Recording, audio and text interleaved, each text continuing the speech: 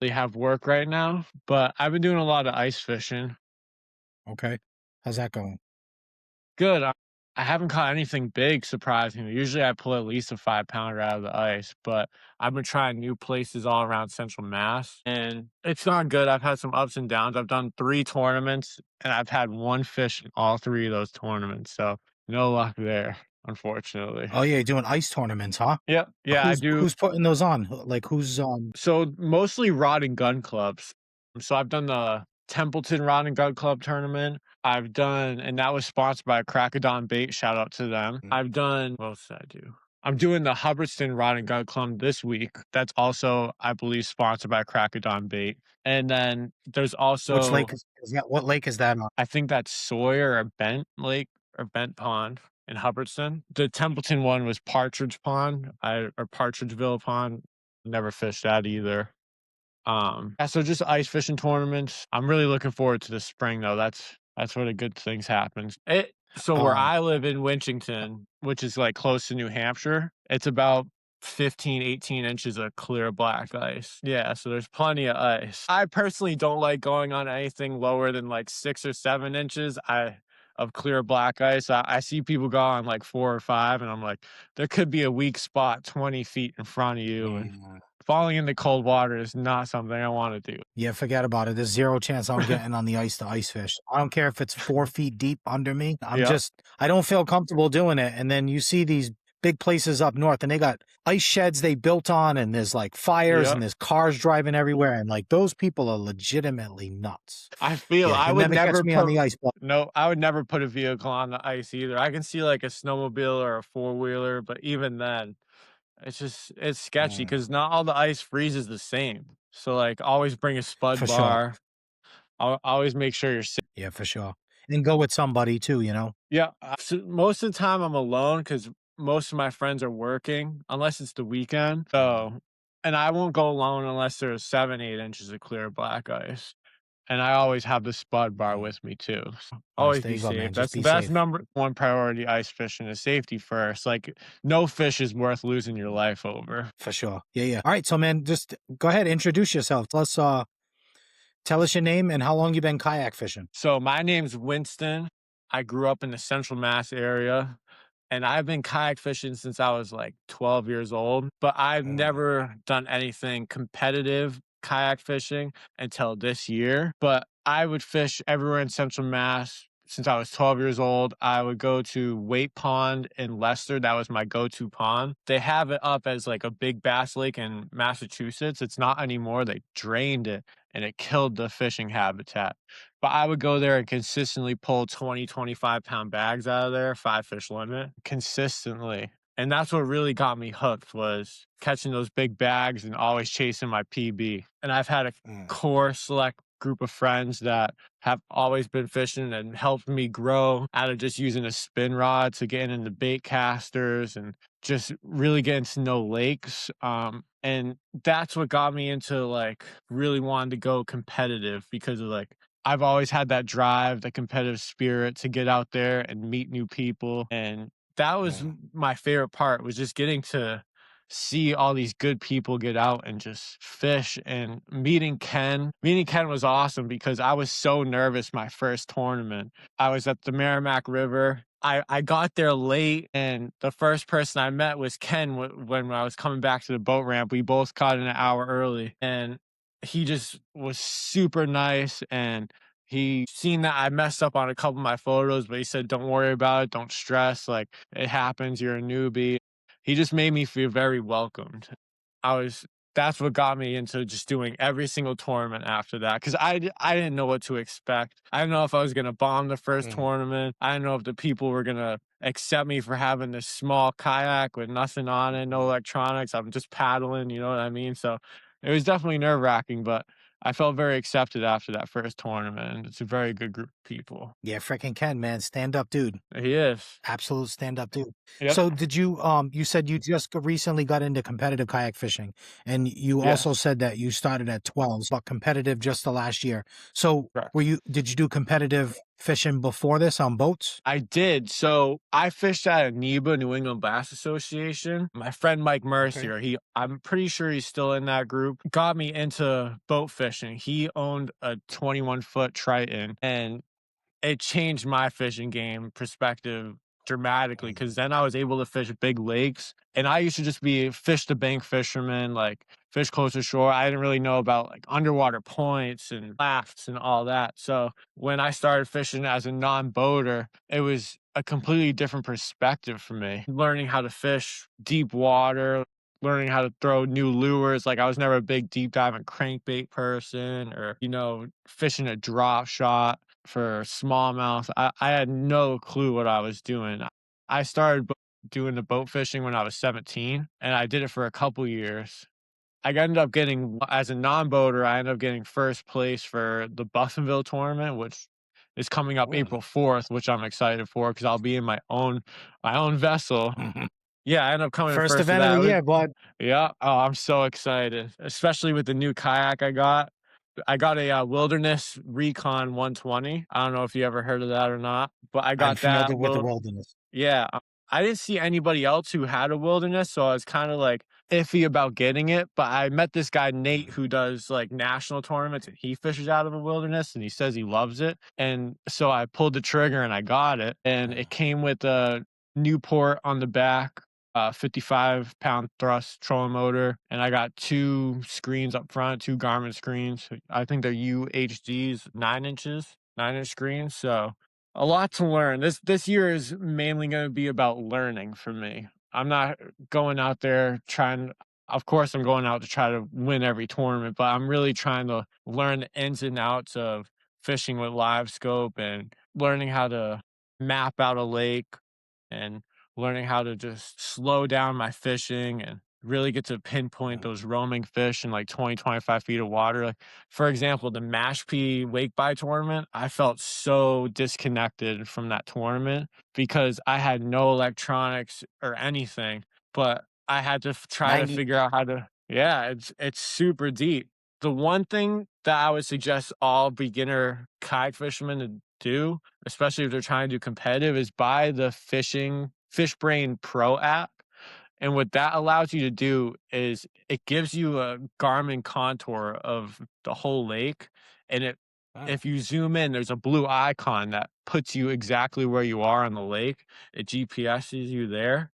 So like you can pinpoint areas. So for example, the Mashpee, there was like a 14-foot flat in I don't know which section was which, but where the boat ramp was, that section of the lake, there was a 14-foot flat that I found, and there was quite a bit of people on it, but I was able to catch two largemouth off of there within the first like 30 minutes of the tournament. And I would not have been able to do that if I didn't have that app. Yeah, electronics are keys. But I mean, like you said, just for the very bare necessity. I mean, for me, the two bare necessities you need out of your electronics is depth and water temperature. I mean, that Yep. tells you a lot. Let's just go back a little bit. When you said you just got a new kayak. So last year when you were doing the competitive with MAKB, I know you only started halfway through the year, but what were you using when you were doing then tournaments before you switched over to the new one? I was using a Pelican Catch 110, which was supposed to be a foot pedal kayak, but my foot pedal broke. So I was strictly paddling, which it wasn't bad for like the Chabaco tournament or the tournaments where the lakes were smaller. Like Tully, it was great for Tully because I didn't have to paddle far and I was able to sit in one area for like the whole tournament. But me having to paddle across all of Mashpee and Wakeby to get into the back and not catch anything was no fun. It took me, I think it took me almost an hour and a half, 2 hours to paddle back at the end of that tournament, Yeah, it's a big especially place. especially with the wind coming in too. Yeah, big place, a lot of boat traffic, but dude, Lots of boat. that is the number one requested place in the state for tournaments. The first 10 Really? events they give out of every year for the state Yep. are from Mashpee Wakeby. Why is that, you It's the think? Is it best. because it's a good smallmouth fishery? I mean, I've only fished there a few times to be honest with you. Maybe Mhm. like say 5 times. I Yep. did very well when I placed there 2 years ago. It was the first Okay. event I actually did well, but I mean, I think there's a lot of things. One, it's the Cape All the ponds Yeah. down there have great fish. Too, I think there's a lot of boat traffic, which kind of like makes the fish a little harder to catch since there's a lot going on. Yep. But because there's largemouth and smallmouth, and I believe there's some sort like I don't exactly know. I'd have to look it up. But I believe there's some sort of a run that goes through there, some saltwater or like some sort of a fish that goes through to spawn. I think all Mhm. those things contribute to that place just having a really good fish. I mean, about 4 or 5 years ago, two 8.5 pounders were pulled out of there in back-to-back weeks. I mean, that'll tell you something. Really? It's an 8 pound largemouth in the state is, a pretty decent fish. I mean, you're not going to Yeah. see too many over that. You don't see too many double No. digits in the state as it is. I personally haven't heard or seen anybody catch a 10-pounder in Massachusetts. My friend came close. He had a 914 at a Baker Pond in Charlton. Yeah, that guy Bruce Levy I interviewed, he had a 8.7 or something like that in one of those events. Mhm. It was like that's actually I think the club record. It's the 23 inch. It was an eight Yeah. seven. I think he got it at Sudbury River. Sudbury River. Really? Yeah, it's up in the Inyo. It's just drawing a blank. I mean, it was like a couple weeks ago we had the conversation. How did you feel when MAKB closed? I was devastated because, like I said, I got to meet Ken. He was the first person I got to meet in MAKB, and right away I knew he was a good guy. I was like, this Mm, person cares that I was nervous and that was my first time going out there and not knowing anybody. He was very welcoming. So I felt like the trail mm, was a very positive trail. And when I heard it ended, mm. I was like, I just got to start. I just got in, put my foot in the water to be able to do this competitively. And now all of a sudden, all these tournaments are going away. And I was, like I said, devastated. But Yeah. luckily, people reacted, I think, positively by opening up new trails and just making the effort to get the community back together. Yeah, I, it's a lot of people, a lot of people were hurt, not like mhm, personally towards, any of the directors or Ken in general, but yeah, it's there's a lot of time and energy. It's the community he built, and it's a complete exactly. respect to the person he is and what he built, but people have a Mhm, lot of time and energy and all these Saturdays and all this money we do and all this time and energy we put in, and we all work all week and we want to go out and fish, and you know I, I I'm sure people don't know the exact story behind the scenes, but um, mhm, it was probably the right decision looking at it, knowing yeah, everything that happened. And but yeah, it's a lot that people didn't, it was almost like anxiety. It was the first time I almost felt it. It was like, damn, what am I gonna do next year? All these Saturdays I've been spending. I fished a lot last year. I think yeah, I did 19 events. mhm, I did all four divisions. I was at least two events in every one except the West. Yeah, I kind of had a little panic. I was like, dude, what am I gonna do? I don't, I thought about going to fish to the Rhode Island one. Torrance was ready to fire it off, whether MAKB was closing or not. I mean, yeah, he saw a niche and he wanted to fulfill that.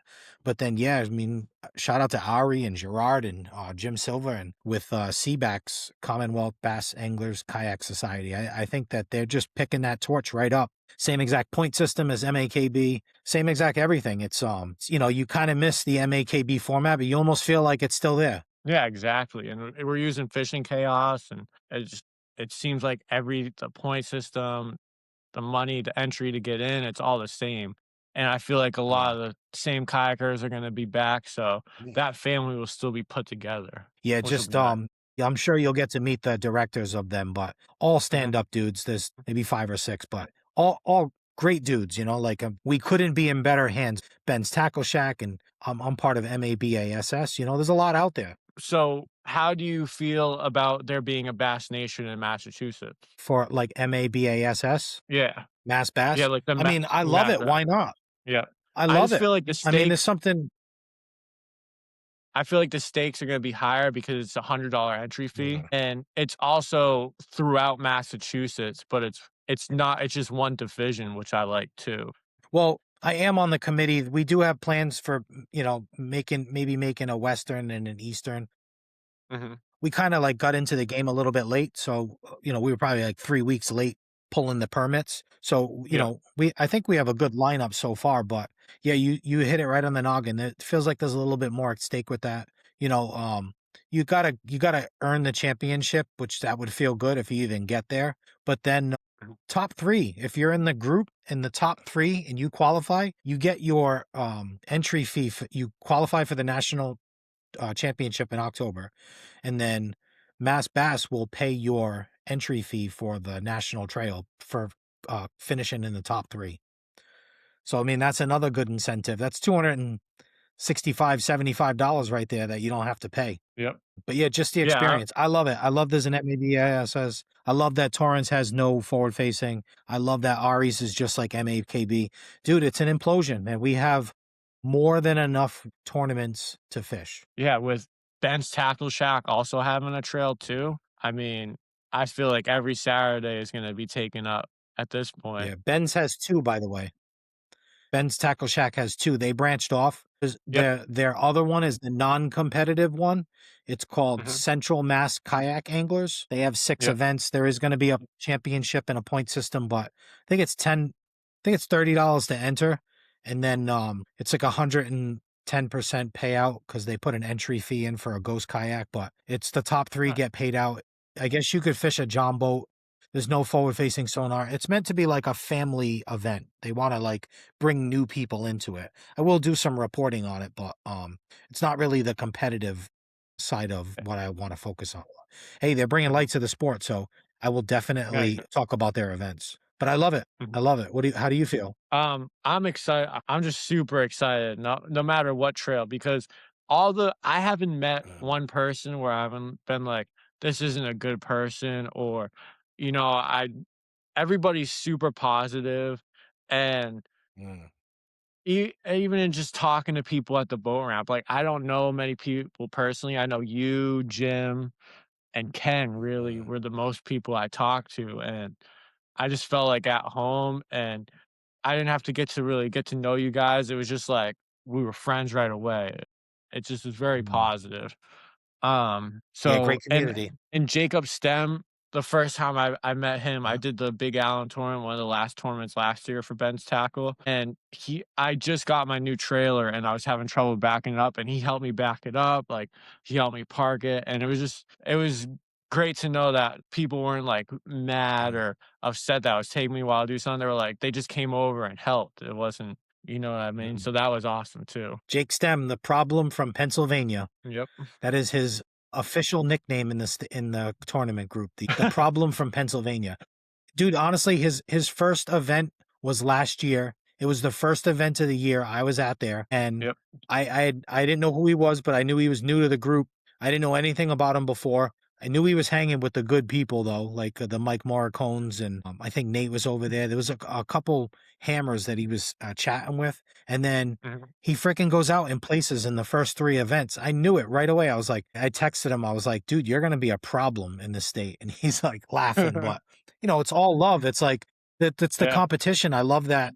It's nobody heard of him, and he comes out of comes out of like left field, and he's doing this and winning that, and good for him. Like you said, he's a good dude, and he's actually gonna be on Mhm. the podcast on Saturday. I'm interviewing him Saturday morning. Nice. Yeah, good That dude. should be a Yeah, good and he one. just I think he took 32nd down in Kissimmee. I don't know if you were following Yeah, for the I followed that trail yeah, just because he was in it, because I follow his yeah, Facebook page, and he's always posting these yeah. funny fishing memes, and so I follow that, and it was crazy. Someone got 114 inches out of that trail the second day. I forgot his name, but That 323-inch fish. I'll see if I can find the clip of him talking about how the fish were loading up in like single file, and every 30 minutes he would catch a bunch of fish and it would go dormant for like 30 minutes, and then like on clockwork like another like dozen would line up single file going up on this ridge. He tells the story Mhm. really cool. I'll see if I can find it. So how do you feel you did in your first half a season in competition? I went into it thinking I was gonna bomb. I get to the Merrimack, I see all these people with beautiful kayaks, Sonars, everything, you name it, it was on their kayaks. So I was like, "Oh, I feel very out of place." And I had never fished a Merrimack before. I get on, and I get a 17.75 right away. I knew that that was a decent fish for the Merrimack. So I was like, "Alright, I feel okay." And then I caught fish back to back to back, all like 10, 11 inches.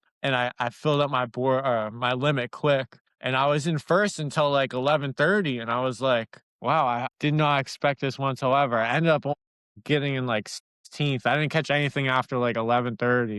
It just shut off, and there was a lot of boat traffic where I was too, and just kayak traffic. So that gave me a sense of relief that maybe I could do okay. I ended up finishing top 10 multiple of those tournaments, and I got fourth twice, one at Tully and one at the last tournament.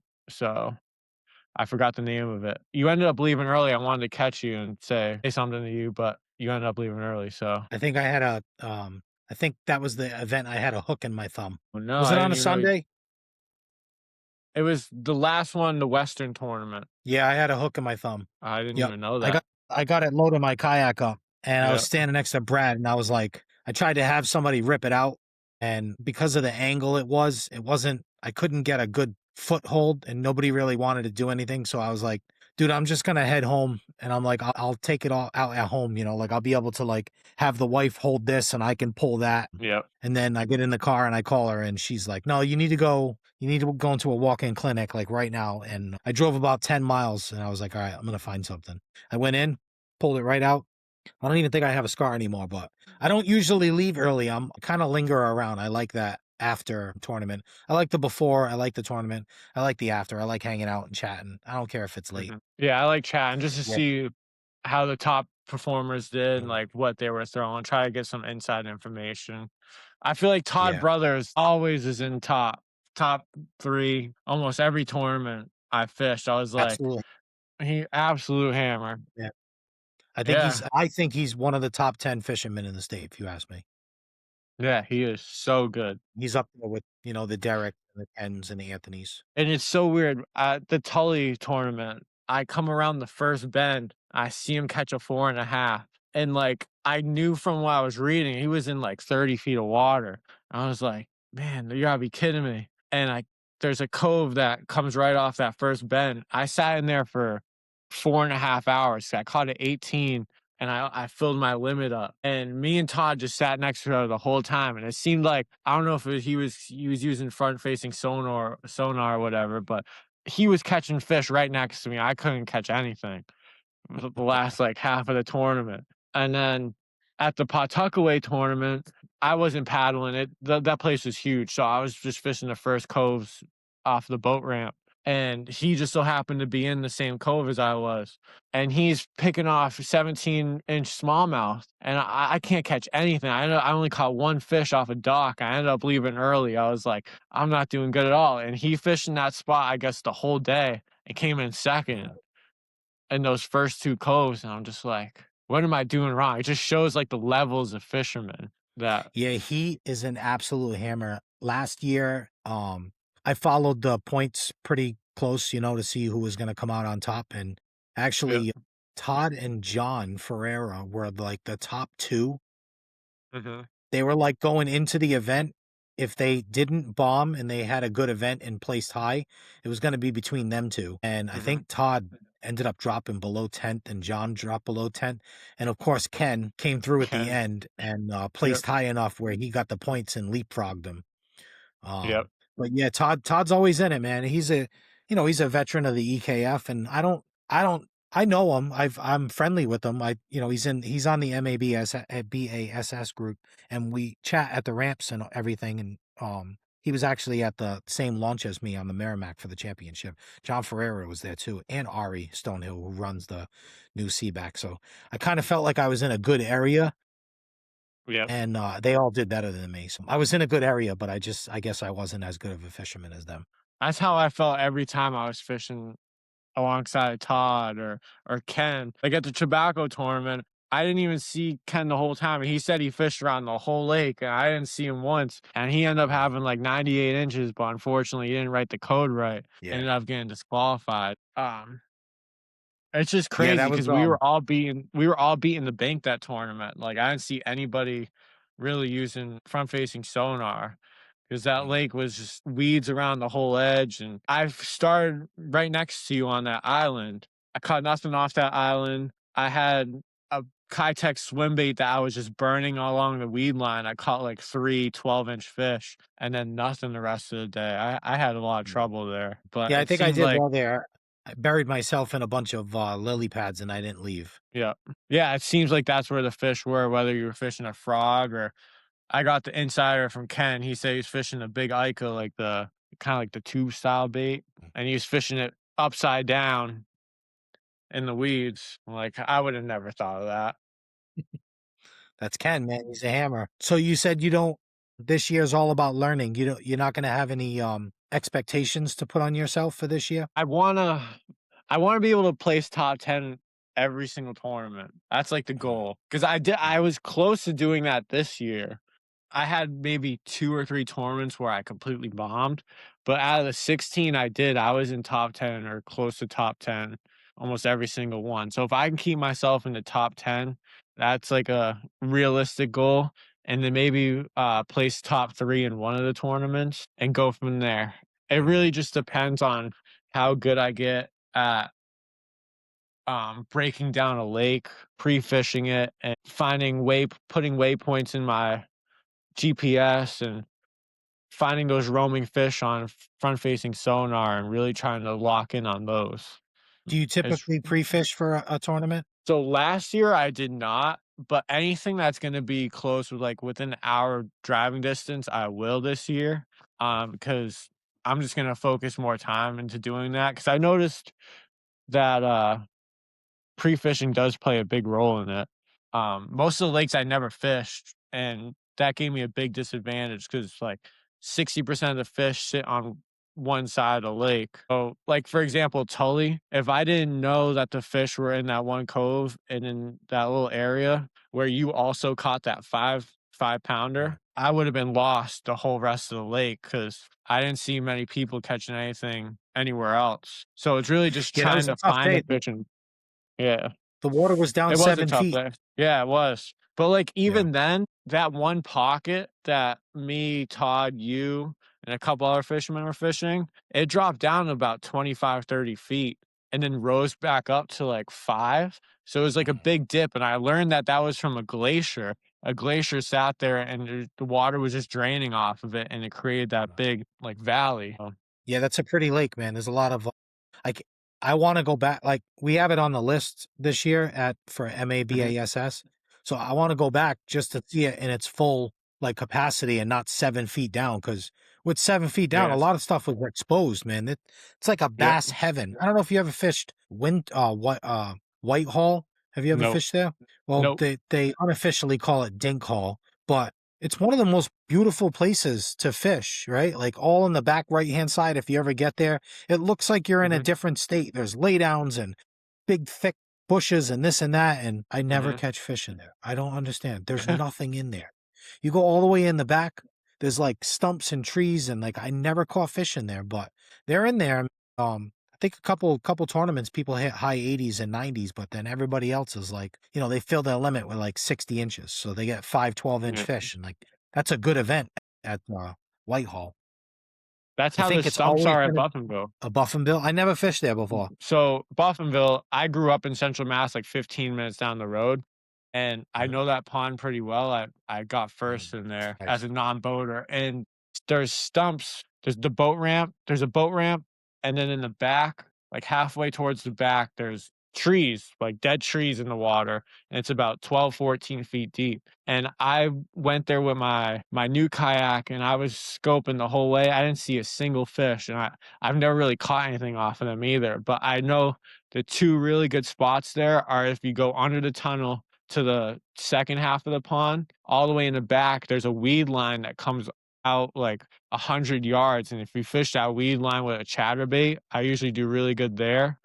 And then in the Mhm. way back on the opposite side, it's like 5, 6 feet and lily pads, and I do good burning a chatterbait or a spinnerbait through there too. But other than that, the rest of the lake, I haven't had a good luck on. So would you say that Buffinville is, like, your most anticipated spot on the trails this year? No, I was if there is, I can't remember where trails are fishing what, but I wanna fish Mashpee Wakeby again, just for a simple fact of chasing smallmouth with front-facing sonar. is like a big thing I want to do. I fished in New Hampshire Bass Nation Trail last year. I did one of their tournaments and I came in fourth, which was mind blowing Yeah. because the lake we fished was Newfound Lake.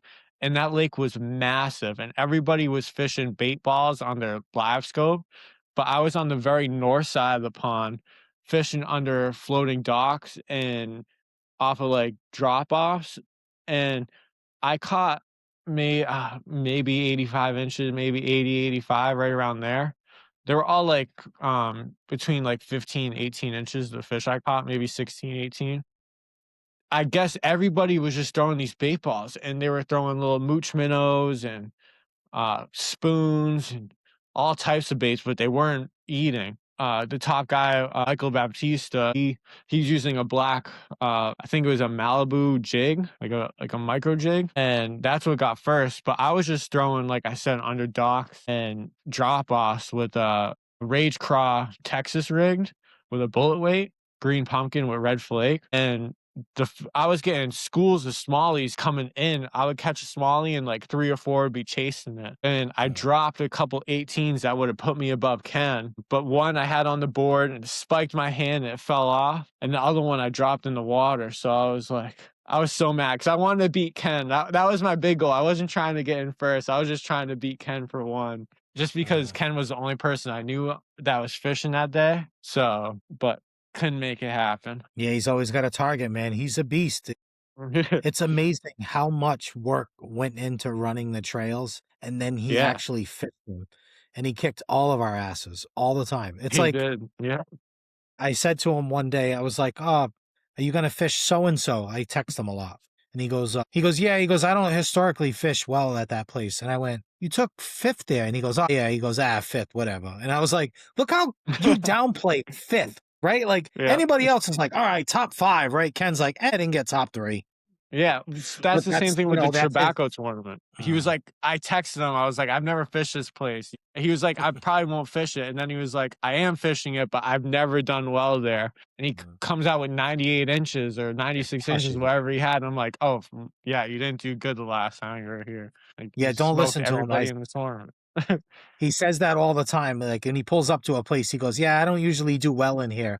You know, he's gonna go in there and slay it. It's like he just. It's like it's almost like he doubts himself. Then he goes out there and proves himself. Yeah, exactly. And I've never seen someone fish so fast either. I see Ken Mm, sometimes with his torpedo, 3/4 of the way up fishing a chatterbait and just slamming the bank, going mm. so fast. And I asked him like, "Hey, like what?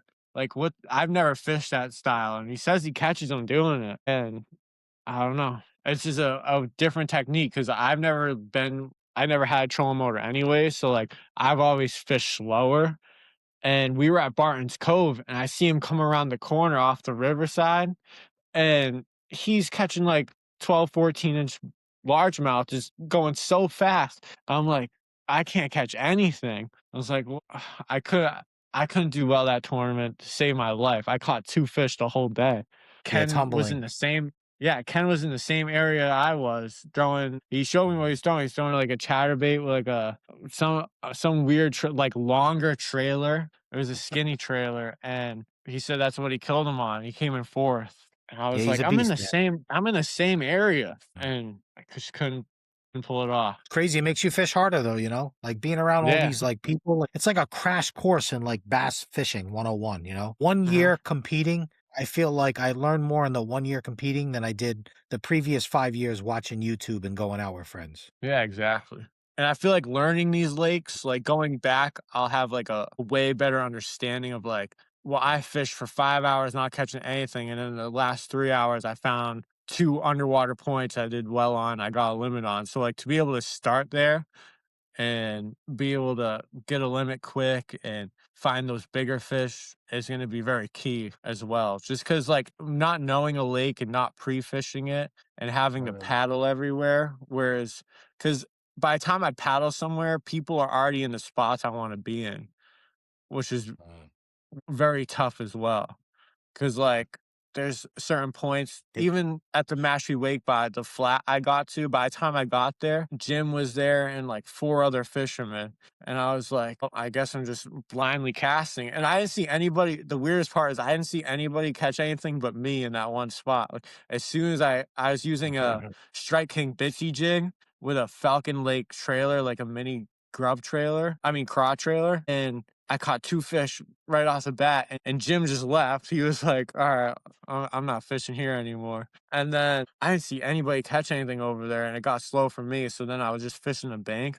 But if I was able to pinpoint like those underwater like rocks or ledges and stuff that I could see on sonar that I couldn't see just blindly casting, it's just like a big advantage to be able to have like sonar. Yeah, last year was my first year with forward facing, and I would probably say it helped me 25% more in the tournaments. It really Mhm. all depends on where you're fishing and what style you fish. I like to Yeah. fish the slop. Like I like to fish like Mhm. all the junk, like a typical New England lake. Like if I'm Yeah. not pulling weeds off of every other cast, I'm not fishing right. But what I do notice is I always have my eyes on it, and I'll go past a tree that's on a bank and I'll aim it at the tree. And just to see if I Mhm. see any fish on it. If there's no fish on it, I won't throw anything at it. If there's fish on it, I'll circle back. So it does help me Mhm. like in that aspect, kind of like eliminate a little bit of dead water. But it's just like anything else, man. It's like you get the motor, like it's great. The motor doesn't catch fish though, you do. Motor will No. help you Exactly. get there, it'll Mhm. shorten the time you have to travel, give Yeah, you more exactly. time to fish. Same thing with the forward facing. It's like you still got to catch them. Mhm. Everything should just be a tool, another tool in the box to figure it out. But at the end of the Yep. day, it's just you, your bait, and that fish. Nope. Yeah, I feel like Uh, out of the couple times I've used forward-facing sonar, I noticed that mm, I can't really tell the difference between what fish species is what, especially if there's trout, because those bigger mm, blips, I can't differentiate between the fish. I was at Big Alum and I'm fishing, I see a good mark, and I cast to it with a jerk bait. I hook into the fish, and it's a trout, and it happened to me like 4 or 5 times, and I was like, I'm wasting time casting at these fish that aren't even bass. I feel like I would sit on a fish for too long and then it ended up catching it and being a trout. So mm, that was kind of aggravating. But like to be able to see, I just like being able to see the rock piles on the bottom and to be able to see like any type of structure because when I'm casting at nothing, I have no clue what the bottom mm, looks like. I'm just kind of guessing. Like the last term we had the Western Division one, I forgot the lake's name, but I was on the opposite side of the lake as everybody else. Everyone fished the left side when they got of the boat ramp and down that whole area. And I started on the right and I was fishing in like 20, 25 feet of water and I caught a nice 16 and a half, and I was like, "Okay, I'm casting at nothing." There was no pattern I could get to. I just knew they were in, like, the 15 to 20 feet of water, and I ended up doing really well. I couldn't catch my last fish. If I caught my last fish, I would've placed, top 3. I had like 17 inchers. I had like 2 17s, a 16.25, and a 15 and a half. But I couldn't catch my last fish. And I feel like if I had front facing sonar, I could at least picked off one mm. in that deeper water. I just couldn't tell where I was casting. Yeah, it's definitely helped me fill my limits in the events.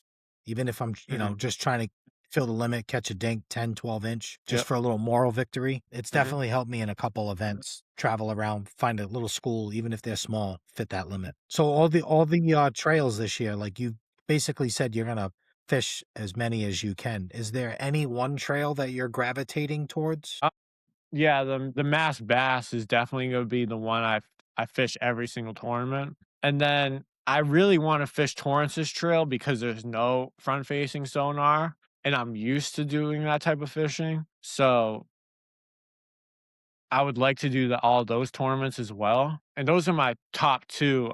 I do like Ben's style of how you can't see a leaderboard. You just take pictures on the app, but that gives me encouragement to stay the whole tournament. Because sometimes I'm just getting beat so badly by when 12 o'clock rolls around, I don't wanna say I'm giving up, but I morally start giving up. I'm like, I have 1 fish and the top 5 has 85 inches. I got a 14-inch fish. So, to be able to to stick around is nice, and I kinda like the cash aspect of it too. That's cool 'cause the payouts right at the ramp and everybody gets to talk and tell you what they did. So, like, everyone stays. It's not like we just pack up and leave at the end, which is Mhm. nice too. Yeah, I think the trail directors are aware of that.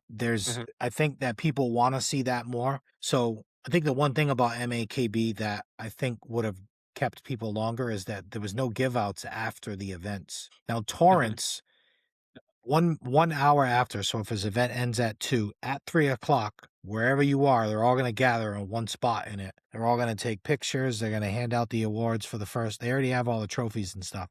So yep, they're planning on having something at there to keep people around, and Ari's doing the same thing. They're trying to give. They got sponsors, so they're gonna have stuff like swag. They're gonna be able to give away. So they're trying to be yep, able to give it away after the events to get that crowd back again of those people hanging out, which was kind of missing, I guess, the last couple years at MAKB. And again, I'm only hearing it because I only fished the last 2 years, but I have heard that in the past there used to be a couple dozen guys that used to hang out after events. yeah, and I like that aspect because I like to see, like, how people did during the day and what people were using if they wanna say. It just gives me a better understanding of the lake, and it gives good, like, social connection to be able to talk to people too and get to Mhm. learn more about people who fish the same trail as you. Yeah, I hope this podcast like brings more of that what you're talking about at the ramp and the stories and all the what people are catching them Mhm, on and stuff like that. I hope I can bring that more to light with doing this channel. yeah, I want to go take pictures and if you're like Torrance's, you're not gonna know the winner at the end of 3 o'clock, like 1 hour afterwards. mhm. Like Bassmaster does like the photos with the rod. Like I want to do that for the winners, and it helps them too. It gives them more light. At the end of the day, it's all about bringing more light, more ears, more people to the sport. It's gonna bring more payouts. It's just gonna bring more of everything. Yeah. Yeah, but I think I'm equally excited about every single trail, but I'm looking Mm, forward to the Mass Bass Nation one because I like the higher stakes. um, It just and I like being able to fish everywhere in Mass. I feel like most of these trails that are coming in right now are really based in, like, the Central Eastern besides for, Aries. I think there's some more Western ones, but mm, I like the travel aspect of it too. I like going an hour, 30 minutes in the morning and fishing somewhere mm. that I wouldn't normally fish. I like that aspect too. Yeah, I love it.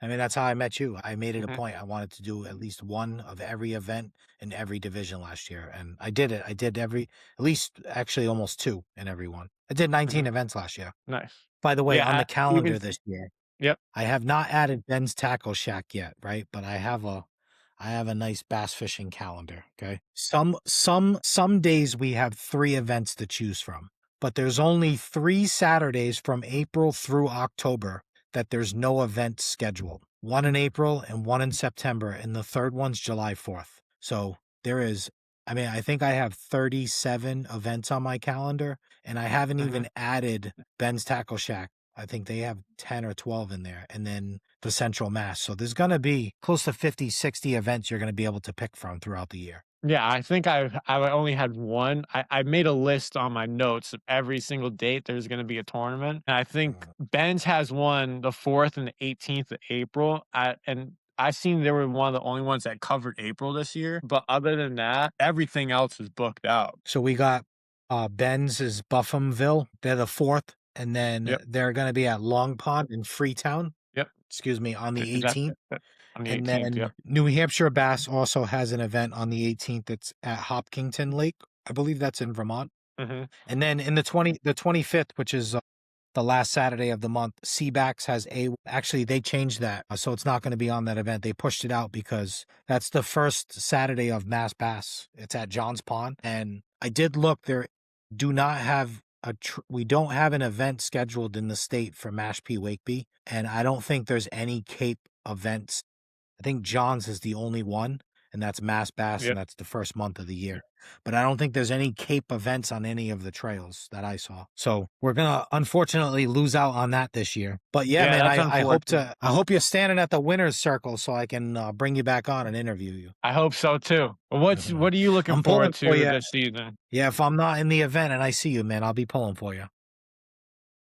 Appreciate it. You got any shout outs you want to give to anybody that's helped you to your this point in your career? Yeah, shout out to Ben's Tackle Shack. Little Mhm. story.